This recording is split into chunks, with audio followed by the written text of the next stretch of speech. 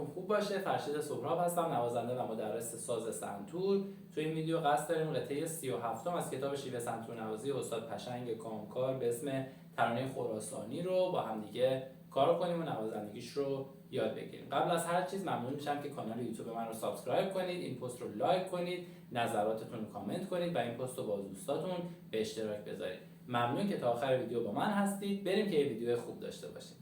خب قطعه شماره 37 از کتاب شیوه سنتورنوازی یه قطعه 6/8. ما قبلا قطعه 6/8 زدیم و میدونیم که ویژگی‌های قطعه 6/8 چیه. 6/8 یعنی در هر میزان معادل 6 تا نوت چنگ وجود داره و از اونجایی که معیار ما بالا توی عبارت سرعت نوشته سیاه نقطه‌دار مساوی با 75 نوشته 75 چون معیارمون سیاه نقطه داره. خب یعنی اینکه در هر ضربی که ما میشماریم یا مترونوم برامون میزنه باید معادل یه نوت سیاه نقطه دار اجرا بکنیم. پس اگر این 6 تا نوت چنگ رو بیایم به دسته های معادل نوت سیاه نقطه دار تقسیم بکنیم، هر 3 تا چنگی میشه یه نوت سیاه نقطه دار. پس 3 تا چنگ اول میشه ضرب اول ما، 3 تا چنگ دوم میشه ضرب دوم. پس ما یه قطعه 2 ضربی داریم و چون هر ضرب معادل 3 تا نوت چنگ میشه، یعنی هر ضرب به 3 قسمت تقسیم میشه، پس ما یک قطعه ترکیبی داریم. به این قطعه میگیم یه قطعه 2 ضربی ترکیبی. اما برای سادگی توی شمارش به جای اینکه شمارشمون رو به صورت صحیحش یعنی 1 و 2 و انجام بدیم، به صورت 1 2 3 4 5 6 میشماریم و تو هر شماره معادل یه نوت چنگ میزنیم. پس نوت سیاه که ارزشش 2 برابر نوت چنگه 2 شماره بهش میرسه و نوت سیاه نقطه دار 3 شماره بهش میرسه. مثلا الان توی میزان اول یه جفت سل داریم که نوت سیاهه و بعد 4 تا چنگ داریم. 1 2 برای جفت سل میشه، 3 4 5 6 برای 4 تا نوت بعدی میشه. اوکی، بریم تیکه تیکه با هم نوت خوانی کنیم و شمارشش رو با هم دیگه کار کنیم و نوازندگیش رو یاد بگیریم. دو میزان اول نوتامون هست یه جفت سل، بعد رو سیمای سفید میزنیم سل سی لا سل. توی میزان دوم یه سل داریم که سیاه نقطه داره، یه سکوت چنگ و بعد یه سل رو سیمای زرد داریم. خب پس نوتامون شد یه جفت سل به راست چپش خیلی توجه کنید. بعد از این با دست چپ باید شروع کنیم. یه سل سفید سل سی لا سل، میزان بعد یه دونه سل میزنیم، سکوت داریم و بعد یه دونه سل رو سیمای زرد. پس این دو میزان رو من با شمارش اگه بخوایم بزنم میشه 1 2 3 4 5 6 1 2 3 4 5 6. یعنی رو ضرب شماره 5 بعد اون سل رو بزنید. دقت کنید معمولا هنرجو اینجا رو اشتباه میکنن. 1 2 3 برای سل اوله، 4 سکوت، 5 6 برای اون سل آخر میشه. پس یه بار دیگه این دو میزان رو من با شمارش براتون اجرا میکنم. 1 2 3 4 5 6 1 2 3 4 5 6 1 2 3 4 5 6 1 2 3 4 5 6. من دو بار زدمش به خاطر اینکه بعد از این دو میزان البته تکرار دو میزان داشتیم و این دو تا بعد دوباره تکرار میشه. دو میزان آخر خط اول جفت سی داریم و بعد لا سی لا سل. میزان بعد سل و بعد یه جفت داریم. این جفت نوت بالایی که زیر خط دوم قرار گرفته سل سیمای زرده. نوت پایینی که زیر خط چهارم قرار گرفته میشه دو. اما این دو رو ما معمولا تو سازمون نداریم. یعنی ما بمترین صدایی که توی سنتورمون داریم نوت می هست که اولین خرک سیمای زرده که شکل نوتش زیر خط سوم قرار میگیره. این نوت که اومده روی زیر خط چهارم قرار گرفته یه دو بمه، مثلا بهش میگیم دو بم، که توی بعضی از سبک‌ها بعضی از نوازنده ها خرک اول ساز رو، خرک می رو، یکم خرک رو به سمت راست میکشن، سیما رو شل میکنن که صدای دو ازش در بیاد. یه دو بمتر از دو ضرب. یعنی ما الان توی این قطعه باید 4 تا نوت دو داشته باشیم تو سنتورمون. دو پشت خرک، دو سفید، دو زرد و دو بم. 4 تا دو. من خرک اول اومد، سیماشو شل کردم که صدای دو بده.